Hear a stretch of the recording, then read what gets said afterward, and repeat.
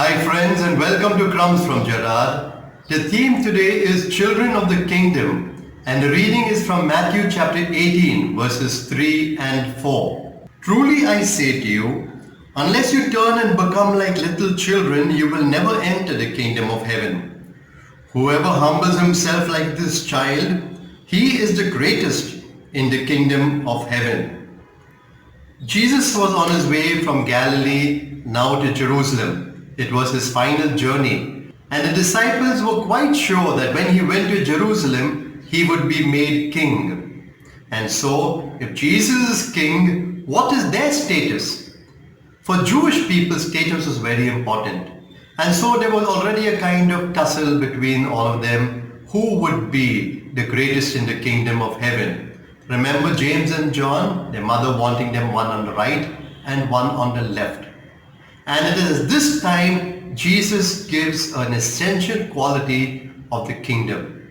And what is that quality? He takes a little child there who was always, I'm sure children must have always been around Jesus, and places this child right in the center and says, unless you become like this child. Now what is that quality of a child? Obviously, in Jewish community like anywhere else, children were adored. People loved children. But status-wise, children were at the lowest level in Jewish society. Incidentally, the word for child and servant is the same word in Aramaic. So what is Jesus saying? In the kingdom, status is of no importance at all. And we don't go like the world after status in any, whether in the church or outside. That's the first thing Jesus is saying. But he's also saying a child is not concerned about status. A child goes to anybody. So that's the first thing that we learn over here. The second thing from a child is the values of little children. What are the values? You know them all. To mention one or two: humility, openness to learn, absolutely flexible, at any time ready to learn and pick up something new.